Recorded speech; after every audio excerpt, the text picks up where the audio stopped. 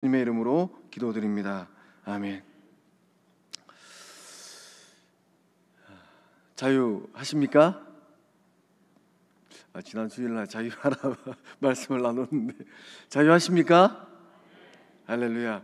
우리 말씀 나누기 전에 또 이 주먹 불 끈지고 한번 또 구호를 외쳐보겠습니다.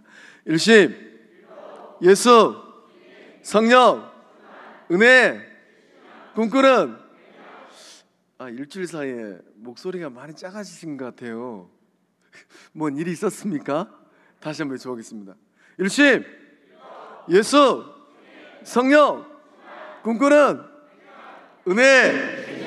할렐루야. 입술의 고백처럼 다 이루어질 줄로 믿습니다. 오늘 말씀은 이 말씀의 제목이 믿음의 길을 걸으라입니다. 저번 주 그 전주에 살펴보았을 때 바울 사도가 일사각오의 정신으로 예루살렘을 향하여서 발걸음을 하였습니다. 11절 말씀 보니까 성령이 말씀하시되 예루살렘에서 유대인들이 이같이 이띠 임자를 결박하여 이방인의 손에 넘겨주리라. 예루살렘에서 바울을 기다리고 있었던 것은 금이 환향이 아닙니다. 바울 사도가 1차, 2차, 3차 선교여행을 잘 마쳤기 때문에 예루살렘에 있는 유대인들이 플랜카드 내걸고 또 예수님이 예루살렘 성에 입성하실 때 이 나귀를 타셨는데 나귀는 아닐지라도 그래도 이 작은 이 뭔가를 준비해서 바울 사도를 기다리고 있지 않았어요. 오늘 우리로 하면은 올림픽에서 금메달 따면은 저 공항에서 카퍼레이드가 준비되어 있는데 바울 사도를 기다리고 있었던 것은 그런 금이 환향이 아니라 말씀의 고백처럼 성령 하나님께서 말씀하셨던 것처럼 이방인의 손에 넘겨주는 결박이 바울을 기다리고 있었습니다. 믿음의 길을 걸어가는 것, 그것은 어떤 마음으로 길을 걸어가는 걸까요? 우리가 예수님을 따라가면서 주님께서 우리에게 주시는 영광이 있어요. 성부 하나님께서 예수님 안에서 구원받은 주의 자녀들에게 주시는 생명과 영광의 면류관이 있습니다. 그것을 바라보고 믿음의 길을 걸어갑니다. 그렇지만 믿음의 길을 걸어간다는 것은 내가 상상하지 못했던 어려움과 아픔과 고난과 또 좌절과 시련이 있을 수가 있어요. 바울 사도는 그것을 각오하고 예루살렘 성에 올라갔습니다.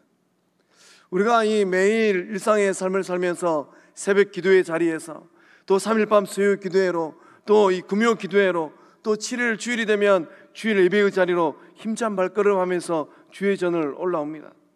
주의 전을 올라올 때 우리 성도님들은 마음에 어떤 생각을 하고 올라오십니까?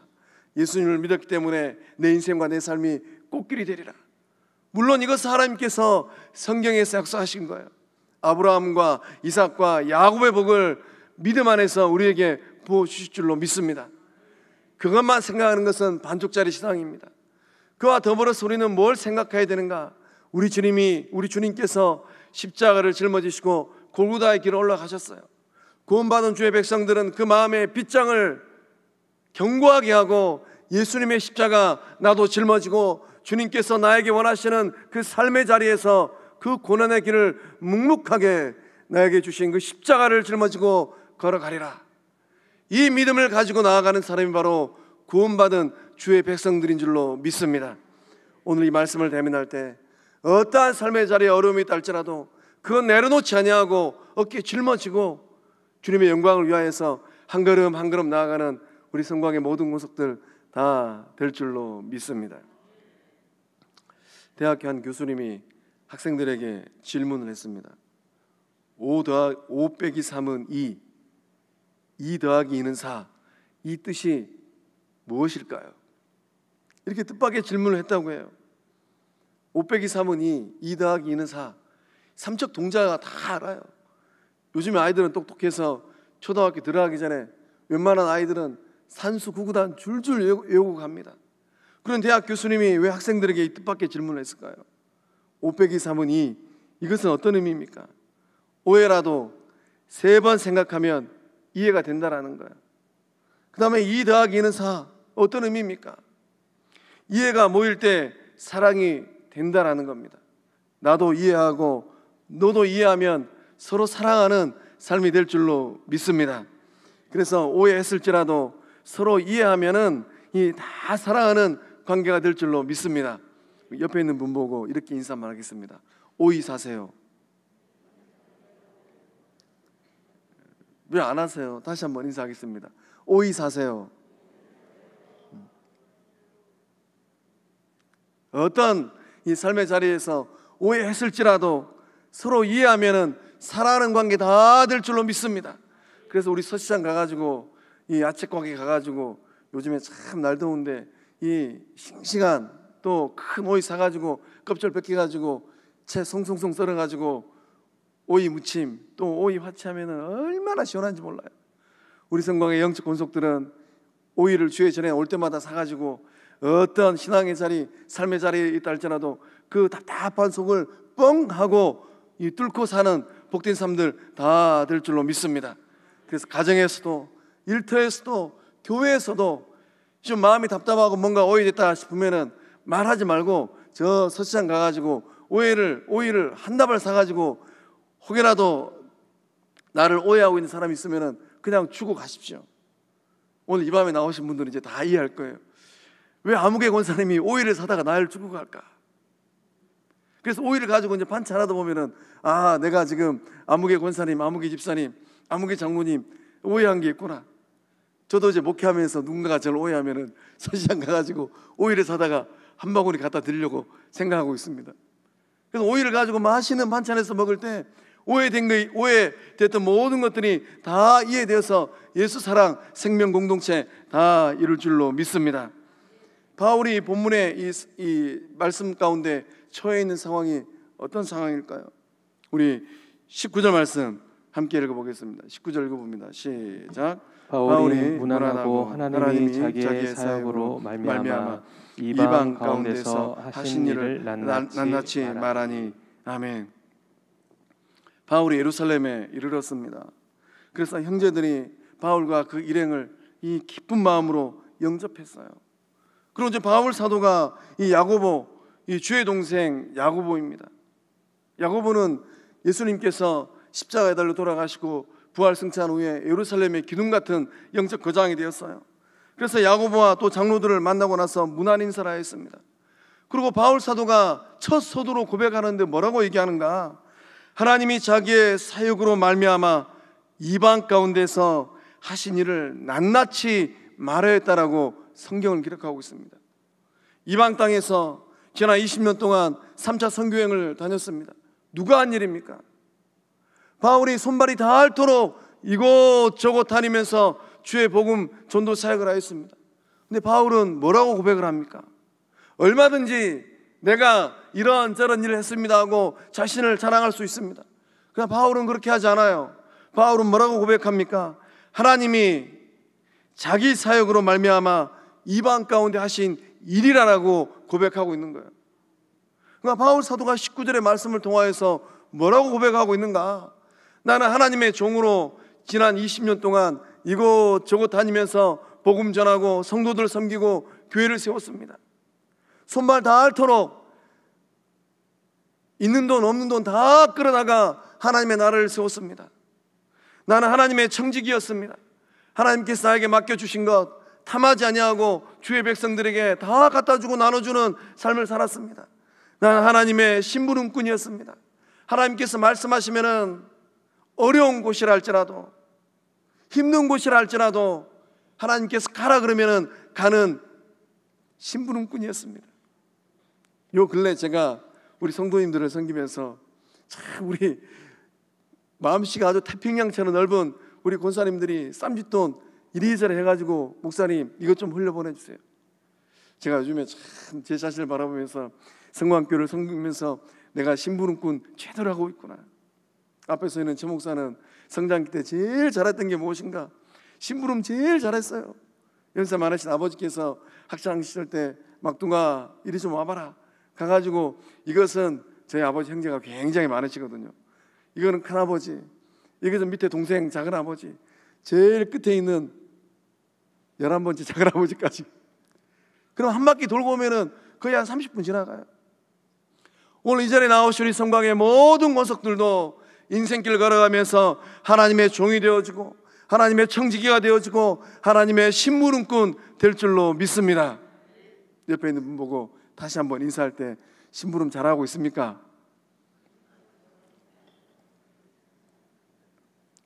심부름을 잘해야 돼요. 하나님께서 우리에게 이것저것 다 맡겨주셨습니다. 그것 가지고 못하라고 하나님께서 우리에게 맡겨주셨을까요? 오늘 집에 가서 한번 곰곰이 이 벽에 베고 생각해 보십시오. 하나님께서 내 통장에 지금 어마무시한 것도 주시고, 내 또 곰곰이 생각해 보니까 아무도 모르는 곳에 또 어마무시한 이 땅도 있고, 또 곰곰이 생각해 보니까 우리 자녀들을 그렇게 잘 뻗어나가게 하셨는데 하나님께서 나에게 왜 이런저런 것들을 주셨을까? 세월이 금방 흘러갑니다. 주님께서 부르기 전에, 주님께서 불러셨을 때 주님 제가 심부름꾼 잘하고 또 이 청지기로 하나님의 종으로 잘 살다가 하나님 나라 왔습니다. 이렇게 이 진실한 고백을 하고 자랑거리가 있는 저와 여러분 다 될 줄로 믿습니다. 이런 믿음의 길을 걸어갔음에도 불구하고 오늘 본문 말씀 보니까 바울을 기다리고 있는 게 무엇입니까? 바울을 기다리고 있는 것은 칭찬과 영광과 면류관이 아니라 사람들의 말로 표현할 수 없는 오해예요. 그래서 오늘 제가 이 또 세 가지 질문을 딱 준비해놨는데 시간 막아가지고 오늘 또 비도 많이 오니까 딱 7시 20분 되면 마치겠습니다. 바울은 이런 오해의 삶의 자리에서 그 오해를 어떻게 풀었을까요?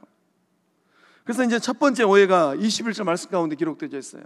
우리 21절 말씀 함께 읽어보겠습니다. 내가 이방에 있는 모든 유대인을 가르치되 모세를 배반하고 아들들에게 할례를 행하지 말고 또 관습을 지키지 말라 한다 함을 그들이 들었도다. 아멘. 유대인들이 바울을 오해했는데 21절 말씀 보니까 어떻게 오해했는가? 이 민족의 반역자로 오해하고 또 율법의 파괴자로 오해를 했습니다. 수만 명에 이르는 유대인 이 개종자들이 바울을 오해하면서 뭐라고 얘기했습니까? 모세를 배반했다. 또 아들들에게 할례를 행하지 말라. 관습을 지키지 말라. 바울이 이렇게 가르쳤다라는 거예요. 모세를 배반했다는 것은 민족의 반역자입니다. 우리로 하면은 일제 35년의 이 통치 기간에 얼마나 힘들었습니까? 그런데 우리가 역사적으로 잘 아는 그 이씨 아저씨는 역사적인 의식도 없어가지고 그만 이 조선 땅을 저 일본에 팔아버렸어요. 그러니까 오늘 역사가 흘러가면서 이완용의 후손들을 역사는 뭐라고 평가합니까? 애국자라고 평가합니까? 절대 그러지 않아요. 바울 사도가 지금 그런 위기에 놓여 있는 거예요. 모세를 배반했다. 바울 사도는 민족의 배반자라는 거예요. 또 이제 이 아들들에게 할례를 행하지 마라. 또 관습을 지키지 마라. 바울은 율법의 파괴자라는 겁니다. 이런 오해를 듣고 바울 사도의 마음이 어땠을까요? 바울은 이런 오해의 말을 듣고 밤에 잠이나 잘 잤을까 하는 생각이 들었습니다. 바울이 반대했던 게 있습니다. 바울은 무엇을 반대했습니까? 정신은 잃어버리고 껍데기가 판을 치는 세상을 반대했어요. 어떤 정신에 대해서 이 바울 사도가 이 나무라고 그거에 대해서 날카롭게 비판하였습니까? 바울은 모세의 율법을 반대하지 않았습니다. 바울이 반대한 것은 유대인의 삶을 반대했어요. 그래서 오늘 집에 가셔가지고 로마서 2장 17절 이하의 말씀을 한번 읽어보십시오. 유대인들이 어떻게 삶을 살았는가? 모세의 율법을 잘 안다라고 이 입에 침이 마르도록 외치고 다녔던 그들의 삶이 어떤 모습이었는가? 바울 당시에 많은 유대인들은 율법 속에 담겨있는 이 정신을 망각했어요. 그리고 형식적인 면만을 추구하며 살았습니다. 바울은 할례를 반대하지 않았어요. 바울이 반대하는 것은 외형적인 할례를 행하는 것을 반대했어요. 할례를 행하는 본질적인 의미를 많은 유대인들이 잊어버리고 살았습니다. 하나님께서 왜 할례를 행하라고 말씀하셨습니까? 신명기 10장 16절의 말씀은 할례를 어디에 행하는가? 물론 우리가 이 유대 남성들의 이 삶의 이 여정을 가만히 보면은 남자아이가 태어나면은 잘 아시는 것처럼 할례를 행합니다. 그러면은 이 남성들은 이 작은 일을 볼 때 그거 보면서 평생도록 생각하는 거예요. 나는 하나님께서 구별하여서 선택한 선민이구나. 근데 하나님은 신명기 10장 16절의 말씀을 통하여서 할례를 어디에다가 행하는가? 이 표피가 아닌 마음에다가 할례를 행하라라고 말씀하셨어요. 마음의 할례를 행하는 것은 어떤 의미입니까? 마음을 다하고 뜻을 다하여 누구를 사랑하는 거예요? 하나님을 사랑하는 거예요. 그러니까 육신적인 할례를 행한 유대인들이 작은 것을 일보면서 내가 하나님을 마음을 다하고 뜻을 다하여 사랑하고 있는가? 나는 인생길을 걸어가고 세상을 살면서 양다리 걸치고 있지는 않는가? 그렇게 자신의 마음에 채찍질을 하고 경각심을 가져야 되는데, 많은 유대인들이 마음의 할례를 행하기는커녕 육신적인 표면적인 할례에 그만 딱 그쳐버렸습니다. 아, 나는 이제 이 표가 있으니까 구원받은 선민이구나.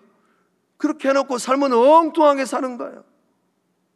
그래서 바울 사도가 그런 유대인들의 삶을 바라보면서 율법의 정신도 할례의 정신도 온전히 잃어버리고 껍데기로 살고 있는 유대인들을 향하여서 날카롭게 비판한 것입니다. 제가 아끼는 책 중에 영적 거장 유진 피터스 목사님이 쓴 책인데, 참 목사인 저에게는 그 책의 제목을 볼 때마다 저는 제 자신을 향해서 이런 질문을 합니다. 유진 피터스 목사님이 책을 쓰셨는데 그 책의 제목이 무엇인가? 껍데기 목회자는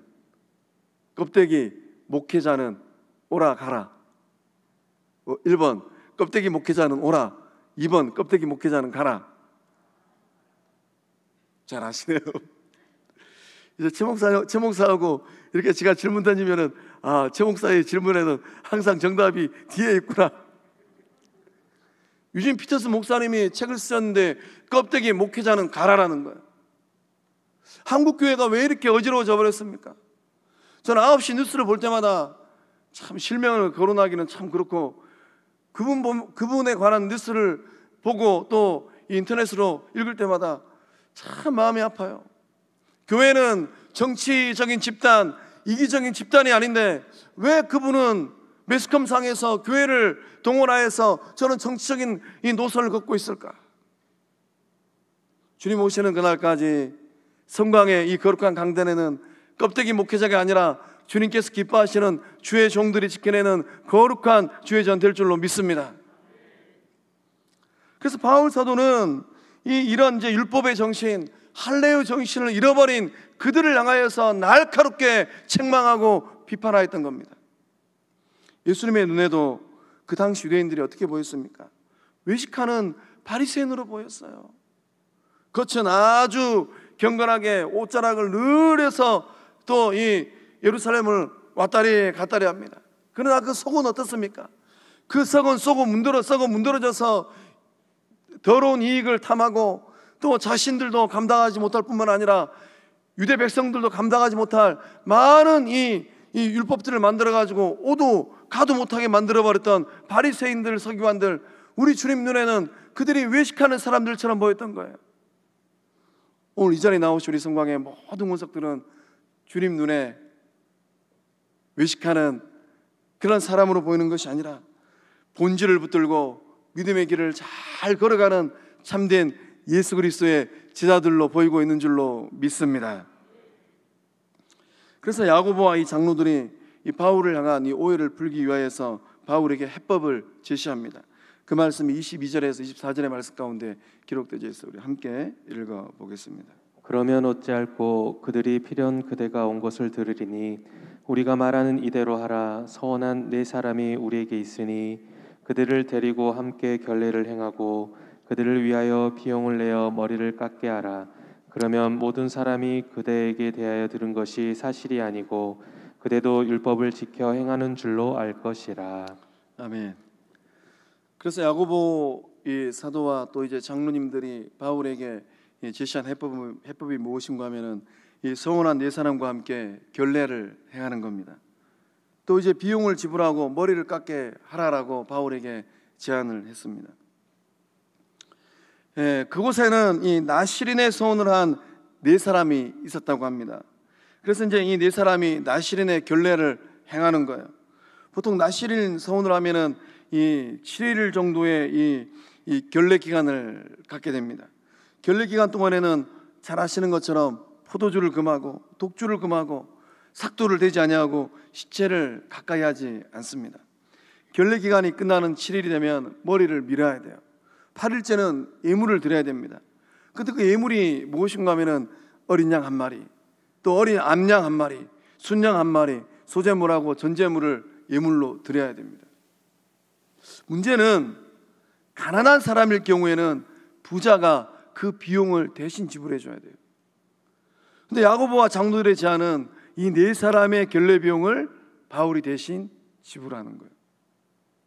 그럼 얼마를 지불해야 될까요? 제가 곰곰이 생각해 보았습니다. 양 한 마리, 암양 한 마리, 두 마리, 순양 한 마리 곱하기 4명을 해야 돼요. 얼마를 내야 되는 겁니까?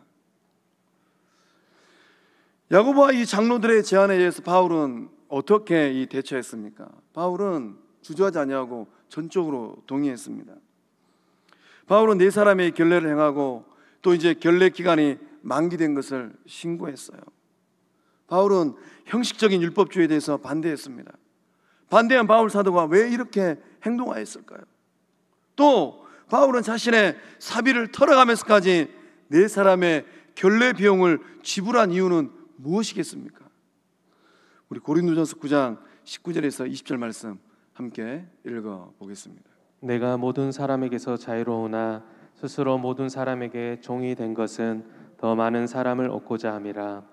유대인들에게 내가 유대인과 같이 된 것은 유대인들을 얻고자 함이요 율법 아래에 있는 자들에게는 내가 율법 아래에 있지 아니하나 율법 아래에 있는 자 같이 된 것은 율법 아래에 있는 자들을 얻고자 함이요.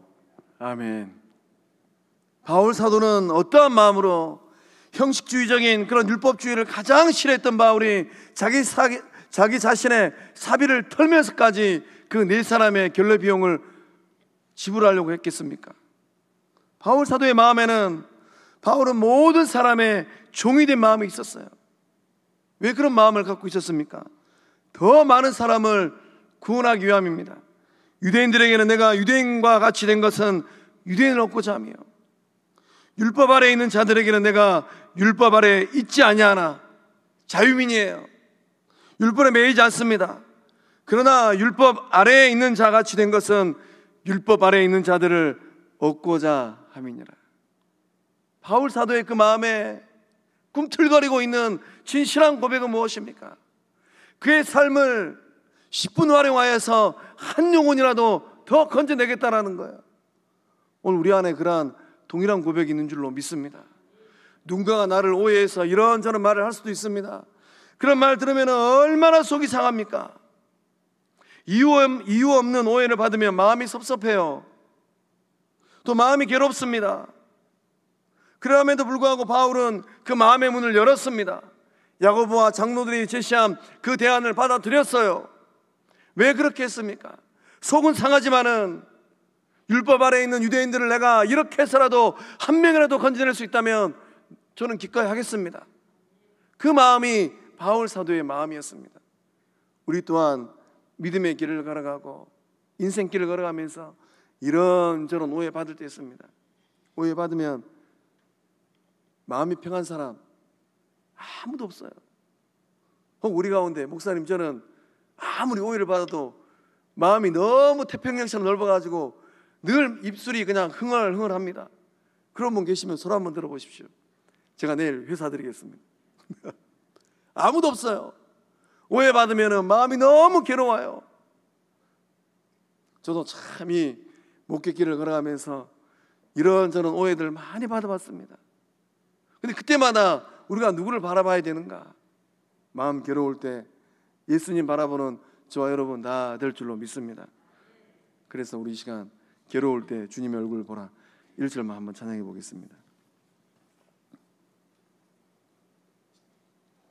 악보 좀 떼어주십시오. 네. 반주해 주세요.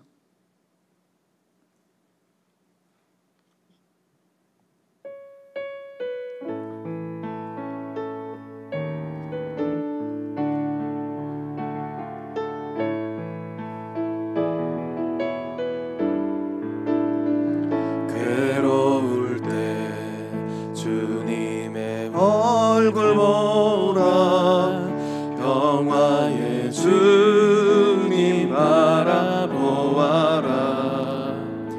세상에서 시달린 친구들아 보아라.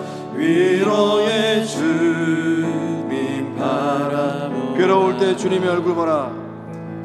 괴로울 때 주님의 얼굴 보라. 영화의 주님 바라보아라.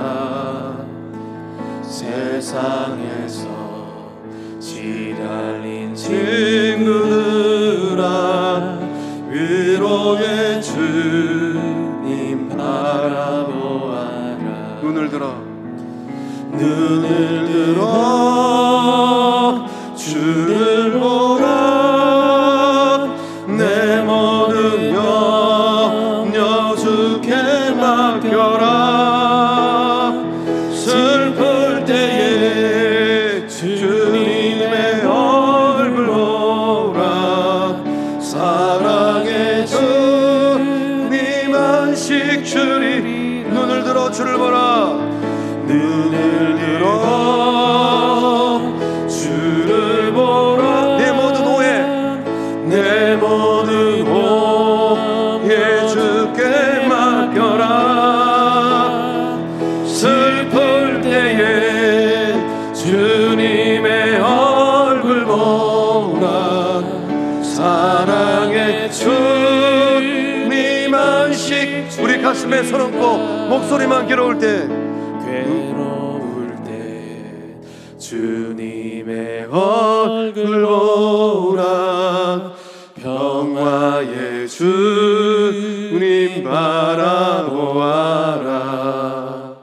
세상에서 시달린 친구들아,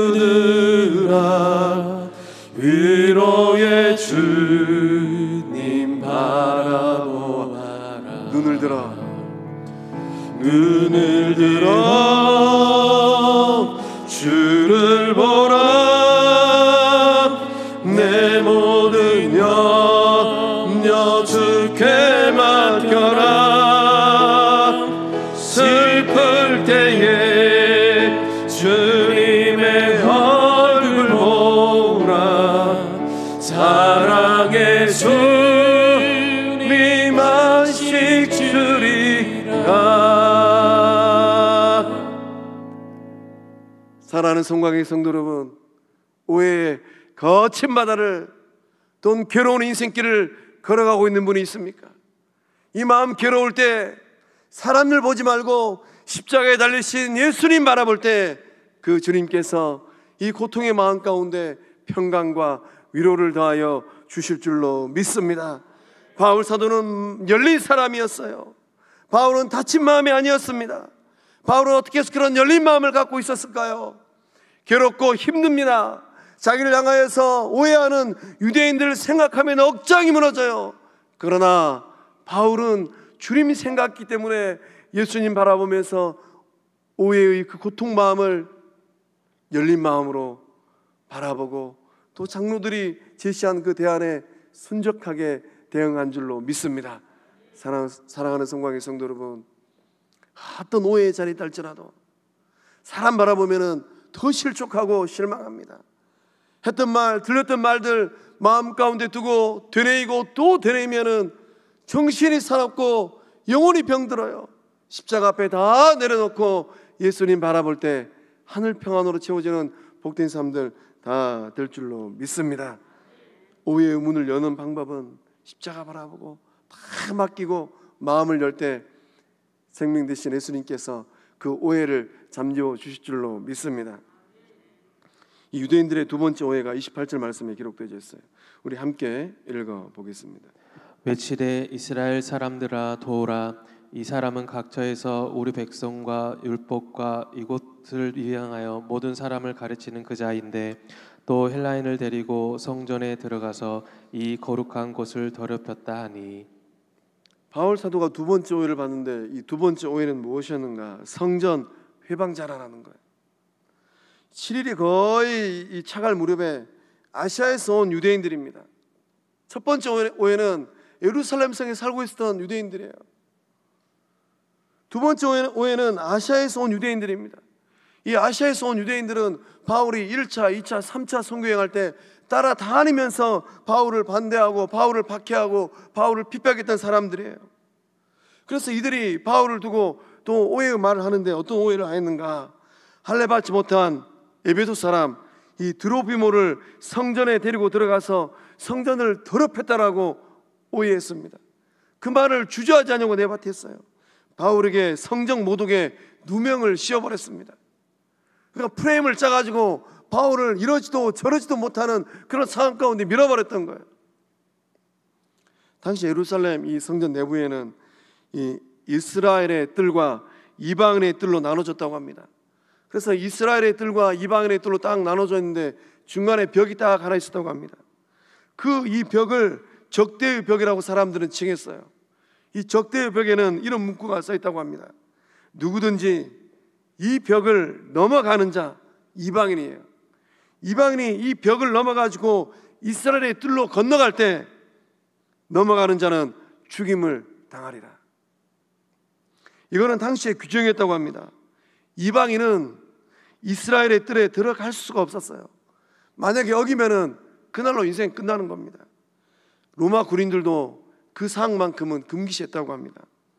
바울의 대적자들은 이런 종교적인 이 금기를 들먹이면서 바울에게 성정 모독의 누명을 딱 프레임 씌워버렸어요. 그 첫 번째 이 누명은 바울이 이 로마의 이 모세율을 배반하고 할례와 또 이 규례를 이 관습을 지키지 말라. 그래서 이제 바울이 민족의 반역자이고 율법의 파괴자였다. 이 첫 번째 오해는 그래도 버텨낼 만했습니다. 그런데 두 번째 오해는 성전의 해방자, 성전을 모독했던 사람이다. 이런 오해를 듣고 바울은 어떤 어려움에 취하게 됩니까? 바울은 성전을 모독했다라는 그런 오해를 받고 나서 사람들이 바울을 때리고 돌팔매질하고 바울을 죽이려고 달려들었습니다. 오해는 어디서 시작하는 겁니까? 오해는 착각에서 시작되는 거예요. 그래서 바울은 이 두 번째 오해를 받고 그 인생이 거기서 끝날 뻔했습니다. 오늘 우리가 참 이 믿음의 길을 걸어가면서 제가 말씀을 묵상하면서 사람들이 오해할 때 말로써 이 두 번째 이 바울을 오해했던, 바울을 따라다니면서 비판하고 박해했던 이 아시아에서 온 유대인들, 그들처럼 이런저런 말들을 가지고 프레임을 딱 짜가지고 이러지도 저러지도 못하게 하는 이 오해를 일으키는 일들이 얼마나 많이 있습니까? 지금 이런 오해들이 어디서 일어나고 있는 겁니까? 세상에서 일어나고 있는 게 아니고 바울이 그토록 가고 싶었던 예루살렘에서 일어나고 있는 거예요. 저는 말씀을 묵상하면서 믿음 공동체, 영적 공동체에서 혹 그러한 일들은 일어나지 않을까? 오해는 우리가 잘 헤아리지 못하는 착각에서부터 시작됩니다. 그래서 오해가 일어나는 인생에 대한 가르침이 있어요. 어떤 가르침입니까? 오해는 불가피합니다. 오해는 반드시 인생을 따라오게 된다는 거예요. 오해는 나의 의지와 상관없이 발생을 합니다. 나는 절대로 오해받고 싶지 않아요. 그럼에도 불구하고 착각하는 사람들, 내 삶의 자리를 정확하게 이해하지 못한 사람들은 이런저런 말들을 가지고 오해의 씨앗을 뿌리기 시작합니다. 그러면 그것이 프레임이 돼가지고 이러지도 저러지도 못하게 하고 결국에는 바울이 지금 죽기일보 직전에 놓여 있지 않습니까? 그런 삶의 경각에 이르게 하는 거예요. 두 번째 이 오해의 이유는 예적 불호입니다. 왜 무엇 때문에 오해하는지 감을 잡을 수가 없어요. 내가 아무리 선한 마음으로 선한 일을 했다 할지라도 어떠한 사람이 오해하게 되면은 그 악한 일을 막아낼 수가 없는 겁니다. 사람들은 언제든지 오해할 가능성을 안고 있어요. 그렇기 때문에 우리는 사람을 대면할 때 어떤 눈으로 바라봐야 됩니까? 사람은 신뢰의 대상이 아니라 어떤 대상이라고요? 사랑의 대상이에요. 아무개가 나를 좀 오해하고 있구나. 아무개가 나를 좀 착각해가지고 내 삶의 자리를 정확하게 알지도 못하면서 저는 오해의 말을 서슴없이 내뱉고 있구나. 우리 안에 이 사람들을 향하여서 이 사랑의 마음이 커지고 깊어질 때 어떤 오해의 자리를 할지라도 오해의 고난의 길을 걸어가면서 실족하지 아니하고 그 오해를 잘 빠져나오는 복된 주의 사람들 다 될 줄로 믿습니다. 세 번째, 오해는 선택의 문제예요. 오해한 사람들을 향하여서 어떻게 반응하고 대응할 것인가? 같이 분노하고 화를 내고 소리를 지르고 싸울 것인가? 바울을 곰곰이 상상해 보았습니다. 얼마든지 바울은 그렇게 할 수 있었을 것 같아요. 동문도 동원하고 가문 사람들 동원하고 또 유대에 있는 신실한 야고보와 또 장로들, 그들의 힘을 동원해서 막아설 수 있었을 것 같아요. 근데 바울은 그렇게 하지 않았더라고요. 감정의 노예가 되어가지고 멱살잡이를 할 것인가? 우리가 이것 또한 이 선택의 기로에서 우리가 우리 자신을 바라보면서 결정해야 될 문제예요. 오해의 자리에 놓이게 되면 감정에 놓여들 때가 얼마나 많이 있습니까? 아무개가 어떻게 그런 말을 할 수 있었을까? 밤에 잠을 못 자요. 그리고 이 속이 막 부글부글 끓어오르기도 합니다. 성령의 사람들은 감정의 노예로 끌려다니는 것이 아니라 예수 사랑으로 성령 충만으로 인도함 받는 복된 주의 사람들인 줄로 믿습니다. 그래서 오해한 사람과 이 인간관계를 칼로 무자르듯이 싹 잘라가지고 원수처럼 지낼 것인가? 제가 말씀 준비하면서 또 잘 아시는 유머 하나가 또 생각이 났어요. 어떤 할아버지가 TV쇼에 나갔습니다. 그래서 이제 이 쇼 진행자가 딱 스케치북에 글자를 써주면 그거 보고 할머니에게 설명하면 할머니가 그 글자를 맞추면 상품을 받는 거예요. 그 스케치북에는 뭐라고 써 있었는가? 천생연분. 할아버지가 할머니 보고 여보, 당신하고 나 같은 사이를 무슨 사이라 그러지? 할머니가 뭐라고 했겠습니까? 잘하시네요. 원수? 아니 그거 말고 네 글자로 된 거 있잖아. 할머니가 뭐라 그랬을까요? 잘하시네요. 평생 왼수. 우리가 오해의 늪에 빠지게 되면은 예수님께서 십자가에 피를 흘리면서 값을 주고 산 그 형제를 평생 원수로 생각할 때가 얼마나 많이 있습니까? 그러나 성령의 사람, 예수 그리스도의 복음의 사람은 누군가가 설령 내 마음을 뒤집어 놓는 그런 오해의 말을 한다 할지라도 예수 사랑으로 한 발자국 뒤로 물러서서 아무개가 잘 몰라서, 아무개가 좀 이해력이 좀 부족해서 그런 말을 했겠지 하고 수용하는 마음이 넉넉한 주의 사람들인 줄로 믿습니다. 그런 오해의 자리에서 하나님께서 나 잘 되라고 그런가 보다 하나님께서 아무개 입을 통하여서 나 잘 되라고 내 마음 넓히라고 너그러운 마음 가지라고 그렇게 역사하시는가 보구나, 그런 생각으로 용서하는 사람인 줄로 믿습니다. 그래서 우리는 이 오해의 자리에서 사랑과 양보의 마음을 가질 것인가, 아니면은 보복하고 또 대치하는 마음을 가질 것인가? 우리 성광의 모든 권속들은 보복하고 대치하는 마음을 갖는 것이 아니라 사랑의 마음, 또 예수님 마음으로 대화를 주고받는 타협의 마음으로 서로 끌어안는 복된 주의 사람들 다 될 줄로 믿습니다. 신앙의 척도, 믿음의 척도는 어디에서 결정되는가? 내가 오해받는 그 순간에 내가 무엇을 선택하는가에 그 신앙의 척도가 다 있는 거예요. 누군가 나를 오해했을 때 그냥 감정의 노예자가 돼가지고, 감정의 노예가 되어가지고 멱살 잡고 세상 사람들처럼 참 어머니가 뱃속에서 낳았을 때 아이고 우리 아들 우리 딸내미 머리가 이렇게 까맣구나, 그 머리 쥐어잡고 같이 땅바닥에 내뒹구르면은 그것은 믿음의 사람이 아니라는 거예요. 우리 성광의 모든 권속들은 예수님 마음으로 사랑하고 너그러운 마음으로 이해하는 주의 백성들 다 될 줄로 믿습니다. 우리 결단성 시선 찬양하고 기도하고 오늘 말씀 마치도록 하겠습니다.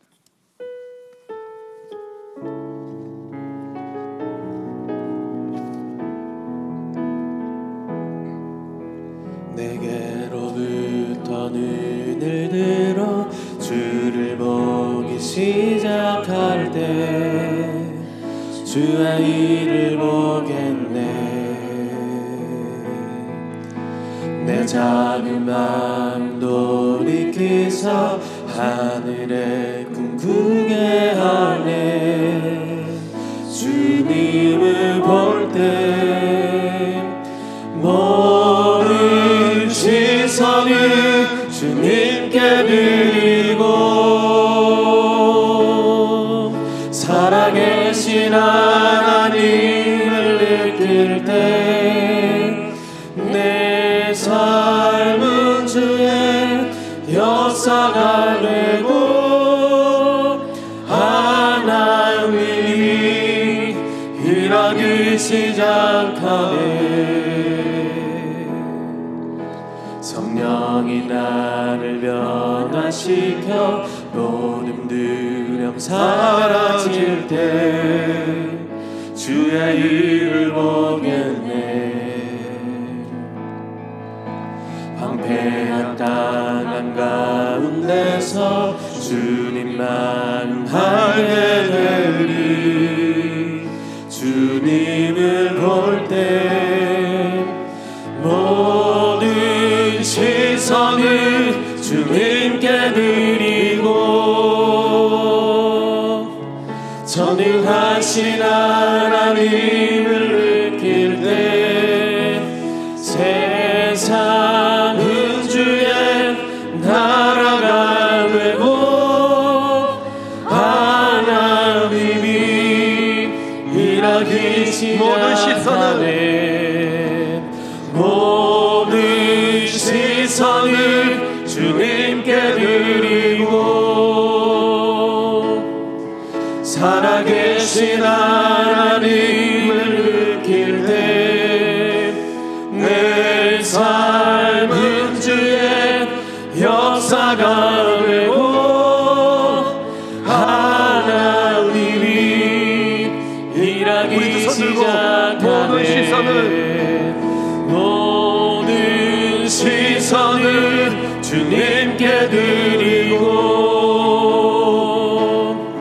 사랑하신 하나님을 느낄 때 새 삶은 주의 역사가 되고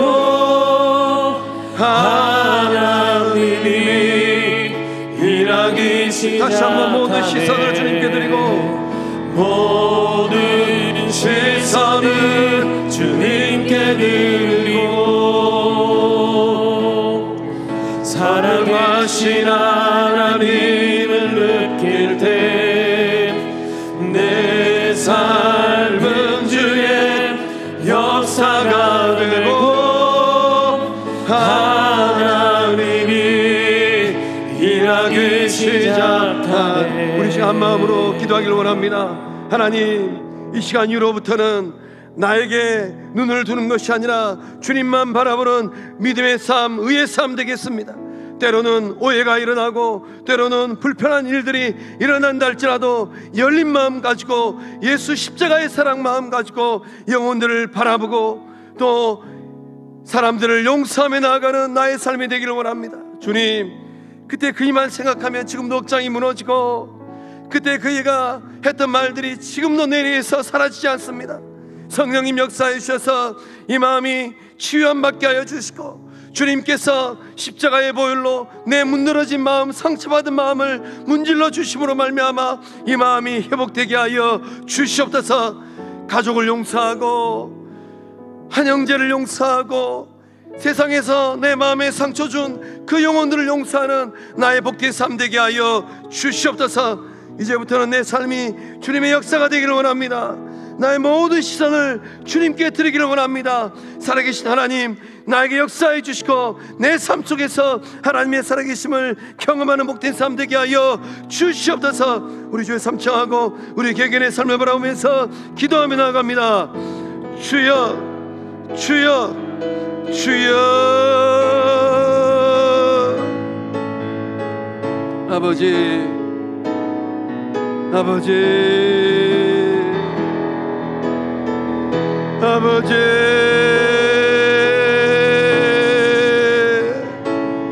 아버지, 우리의 마음이 때로는 오해받은 상황 또 오해된 말들로 인하여서 속이 문드러지고 밤잠을 설치고 아버지 하나님 고통 가운데 있을 때가 얼마나 많이 있습니까? 주님, 이 시간 역사해 주셔서 고통 가운데 또 과거에 일어났던 일들로 인하여서 아직도 마음의 자유를 경험하지 못한 우리 교우들이 있다면 성령님 역사해 주셔서 예수님 만나게 하여 주시고, 우리 주님께서 피 묻은 손으로 그 상처받은 마음을 어루만져 주실 때, 문질러 주실 때 회복의 역사, 나음의 역사, 고침의 역사함이 이 시간 일어나게 하여 주시옵소서. 가정에서 참 나는 한다고 하는데 남편이, 아내가, 자녀들이, 아버지 하나님, 형제들이 오해할 때가 얼마나 많이 있습니까? 성령님, 이 마음이 복된 마음, 이 마음이 위로함 받은 마음 되어지게 하여 주시옵소서. 또한 구원받은 한 형제들이 모인 교회 공동체에서 이런저런 일들을 하면서 오해받고 아버지 하나님 그런 말들로 인하여서 아팠을 때가 얼마나 많이 있습니까?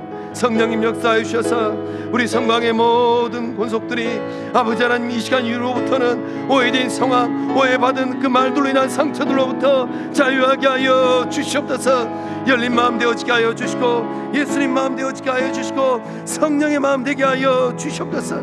그때 그 사람만 생각하면 분노가 치밀어 오르고 화가 내고 소리를 지르고 싶은 우리 교우들이 있습니까? 영광의 하나님, 능력의 하나님, 이 시간 역사해 주셔서 그 아픈 마음을 위로하여 주시옵소서. 그 아픈 마음 가운데 주의 도움 임하게 하여 주시옵소서.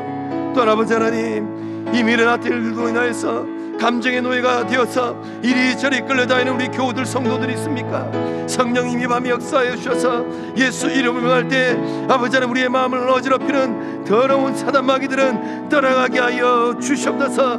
너그러운 마음 되어지게 하여 주시고, 용서하는 마음 되게 하여 주시옵소서. 좋으신 하나님, 우리의 마음이 사랑의 마음 될 수 있기를 소망합니다. 은혜 하나님, 기도의 자리에서 그때 내가 참 충분히 이해하지 못하고 또 살피지 못하여서 그런 거친 말을 하였구나, 내가 암흑의 속을 너무 아프게 하였구나, 하나님 아버지, 이런 생각이 아버지 하나님이 지나가는 우리 교우들이 있다면 은혜 하나님, 이 한 주간이 다 지나가기 전에 아버지 하나님 저 장어집에서 만나서 용서를 구하고 아버지 하나님 서로 사랑하고 회복하고 화목하는 우리 교우들 다 되게 하여 주시옵소서. 성령님 역사해 주시고, 성령의 능력, 회복함의 능력, 고침의 능력, 나음의 역사함이 이 시간 임하게 하여 주시옵소서. 좋으신 아버지 하나님, 종이 마음을 낮춰서 예수 이름으로 선포합니다. 우리를 묶고 있는 말들의 권세들은, 말들의 사슬들은 끊어질지어다. 오해로 인하여서 상처받은 영혼들은 예수 십자가의 보혈로 나음과 고침을 받을지어다. 여전히 과거에 있었던 일들로 인하여서 자유하지 못하고 묶여있는 영혼들 예수 이름으로 선포하니 자유함을 누릴지어다.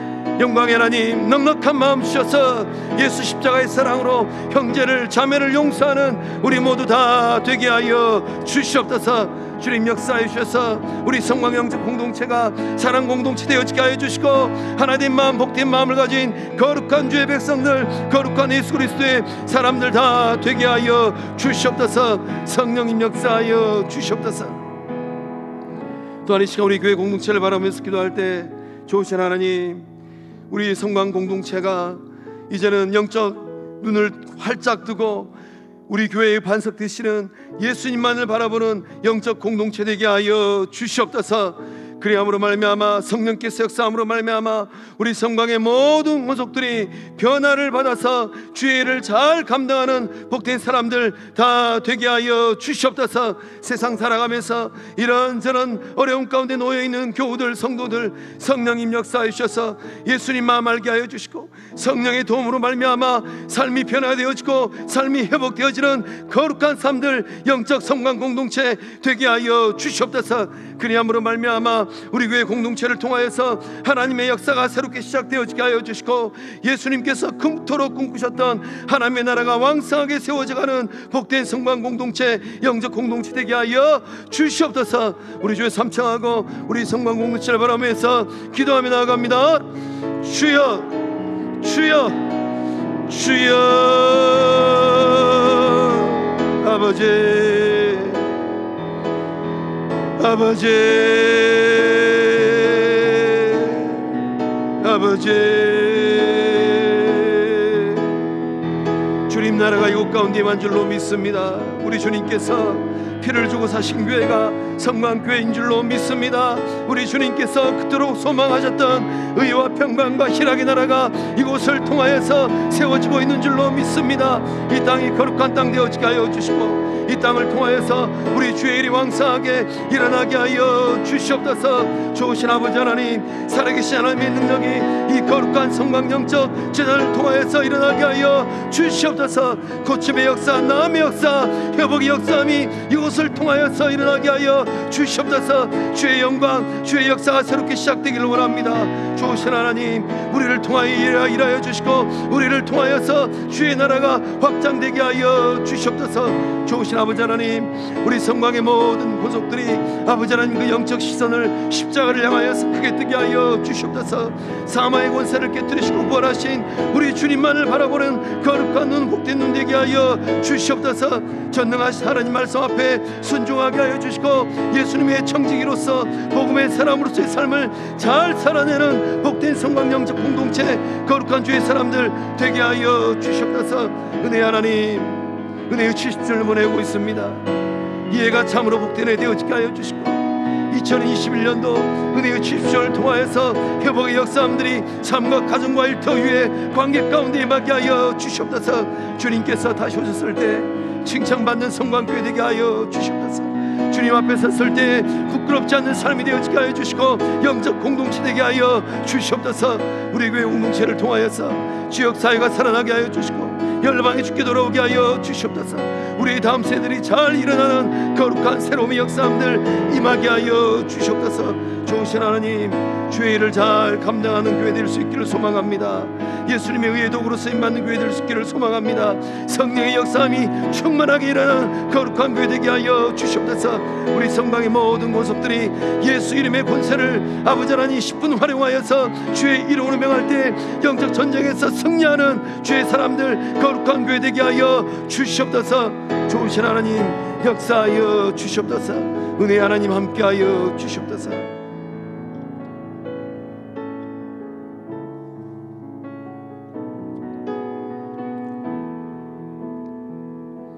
성령 하나님, 이 시간 이후로 어떠한 삶의 자리, 사역의 자리에 있다 할지라도 이런저런 오해 앞에서 세상 사람들이 행하는 아버지 하나님 그런 선택을 하는 것이 아니라 믿음의 사람으로, 복음의 사람으로, 성령의 사람으로 주님께서 기뻐하는 것을 선택하고 나아가는 우리 모두 되게 하여 주시옵소서. 합력하여 선을 이루라 말씀하였사오니 낮아져서 예수님의 청지기로, 하나님의 종으로, 하나님의 심부름꾼으로 이 일을 잘 감당하는 우리 모두 되게 하여 주시옵소서. 서로가 서로를 바라볼 때 귀하게 여기게 하여 주시고 사랑의 손을 내밀게 하여 주시고 섬김의 삶을 살게 하여 주시옵소서. 주님, 성광의 모든 권속들의 가정을 복되게 하여 주시고 일터를 복되게 하여 주시고 관계를 복되게 하여 주시옵소서. 이삭의 가정처럼, 아브라함의 가문처럼, 야곱의 목장처럼 그렇게 귀하고 선하게 쓰임받는 모든 권속들의 삶이 되게 하여 주시옵소서. 역사하심을 믿사옵고 예수님의 이름으로 기도하오며 이제는 우리 주 예수 그리스도의 은혜와 하나님의 사랑과 성령 하나님의 유로교통하심의 큰 역사하심이 그 어려운 믿음의 길을 걸어갔던 바울을 본받아서 의의 길, 생명의 길, 복음의 길을 걷기를 간절히 소망하는 성광의 모든 권속들의 삶과 가정과 일터 위에 코로나19의 이 어려운 시기 가운데 객지에 가서 그 삶을 잘 살고 성실함으로 임하고 있는 우리 자녀들의 삶과 가정과 일터 위에 군복무 중인 자녀들, 해외 유학 중인 자녀들, 병상에 있는 환우들, 은혜의 70주를 보내고 있는 우리 성광의 영적 공동체 위에 이제로부터 영원토록 함께 하시기를 축원하옵나이다. 아멘.